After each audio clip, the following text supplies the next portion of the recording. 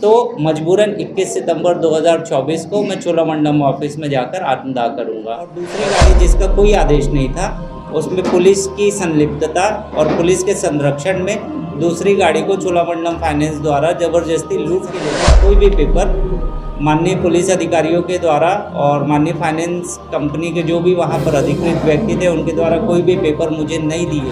19 सितंबर 2024 यानी कल से 19 सितंबर और 20 सितंबर को दुर्ग हिंदी भवन के सामने मैं अमृतसर में रहूँगा। और उसके बावजूद भी अगर वो गहरी नींद से माननीय अधिकारीगण नहीं उठते हैं तो मजबूरन 21 सितंबर 2024 को मैं चोलामंडलम ऑफिस में जाकर आत्मदाह करूंगा। मजबूरन 21 सितंबर 2024 को मैं चोलामंडलम ऑफिस में जाकर आत्मदाह करूंगा। नमस्कार, मैं हूं शिवेंद्र और आप देख रहे हैं 10 सीजी खबर। फाइनेंस सुविधा व्यापारियों के लिए बिल्कुल वरदान साबित होती है, पर यही वरदान कई बार व्यापारियों के लिए अभिशाप बन जाता है। अक्सर ऐसा होता है कि फाइनेंस कंपनियां थोड़ी सी किस्त दाएं बाएं होने पर परेशान करने लगती है और ये परेशानी, ये टॉर्चर इतना ज्यादा होता है कि बहुत गंभीर स्थिति बन जाती है। एक ऐसा ही वाकया भिलाई में भी सामने में आया है, जहां पर शैलेंद्र नाम के व्यवसायी के साथ फाइनेंस कंपनी ने ऐसा दुर्व्यवहार किया है और ऐसी स्थिति बना दी है कि आज वो आमरण अनशन और आत्मदाह की धमकी तक दे रहे हैं। क्या है पूरा वाकया, इन्हीं समझते हैं। जी शैलेंद्र जी, पूरा नाम बताएं अपना। मेरा नाम शैलेंद्र प्रसाद पांडे है और मैं सेक्टर 5 भिलाई में निवास करता हूं। बताएंगे कि क्या ऐसी परिस्थिति निर्मित हो गई है कि आज आप कह रहे हैं कि मैं आत्मदाह कर लूंगा, आमरण अनशन पे चला जाऊंगा। बताएं पूरी बात विस्तार से। मेरे इस निर्णय को आगे या कहे कि बूस्टअप करने में अगर कहीं ना कहीं सहयोग जाता है तो माननीय पुलिस अधीक्षक महोदय और चोलामंडलम के अधिकारी और उनके द्वारा दुर्व्यवहार की भावना से की गई कार्यवाही है।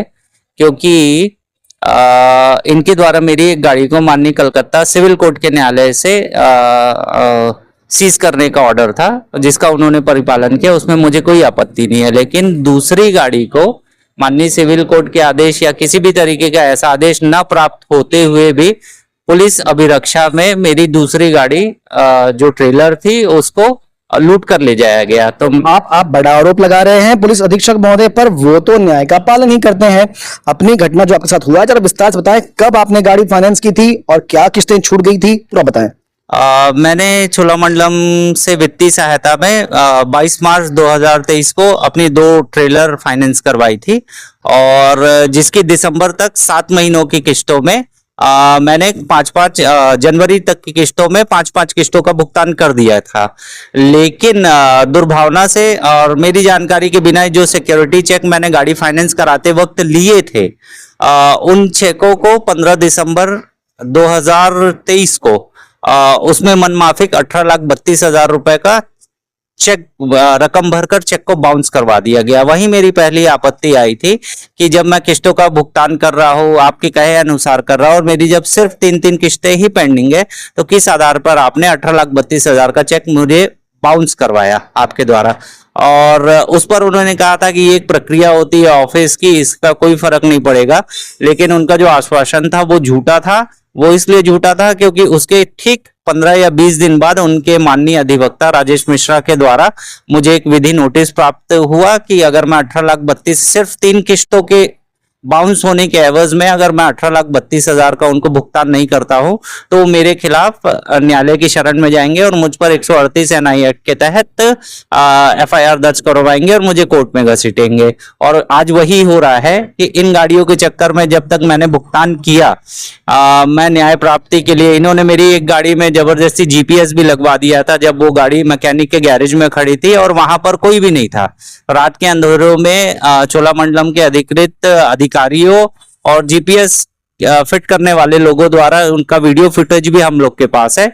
ये सब चीजें लेके हम माननीय संबंधित थाने जो दुर्ग सिटी कोतवाली है वहां के TI साहब को भी दिए कि इस तरीके से विधि विरुद्ध कार्य चोलामंडलम द्वारा किया जा रहा है। एक तो 18,32,000 का चेक बाउंस करवाया गया, ऊपर से गाड़ियों को GPS लगाया जा रहा है। तो ये इनके खिलाफ रोक लगाई जाए और अगर ये विधि विरुद्ध कोई काम कर रहे हैं तो इन पर FIR दर्ज किया गया है, जिस पर कोई भी कार्रवाई नहीं हुई। उससे शुभ होकर 2 जुलाई 2024 को मैंने माननीय वर्तमान पुलिस अधीक्षक महोदय को इस आवेदन पे आगे कार्यवाही करने का निवेदन दिया और उन्हें आवेदन सौंपा, लेकिन उन्होंने भी अभी अनसुना कर दिया। इस बीच में चोलामंडलम द्वारा फिर एक जो चेक मैंने सिक्योरिटी के रूप में दिया था, चेक नंबर 73, उसको भी 19,63,000 रुपए उसमें रकम भरकर वो अपने मनमाफिक मेरे उस वाले चेक को भी बाउंस करवा दिए। तो ये बड़ी बातें सामने आ रही है। कुल मिला के विषय ऐसा है कि मार्च में इन्होंने 2 ट्रक फाइनेंस करवाई थी। 2 ट्रक की फाइनेंस की जो किस्त होती थी, एक की लगभग 46,000 होती थी और दोनों की किस्त 92,000 रुपए की होती थी। लगातार किस्तें पे हो रही थी। बीच में 1.5 माह का डिले होता है। 1.5 माह के डिले के बीच में इसको पे कर दिया जाता है इनके द्वारा। पर चोलामंडलम के द्वारा 18,32,000 के चेक को इनकी जानकारी के बिना बाउंस कराया जाता है। बाद में यह कहा जाता है कि ये उनकी प्रक्रिया थी, ये सामान्य बातें हैं, इसको ठीक कर दिया जाएगा और फिर एक नोटिस देकर जहां पर एक ट्रक को सीज करना चाहिए था, उन दोनों ट्रकों को इनसे ले लिया जाता है।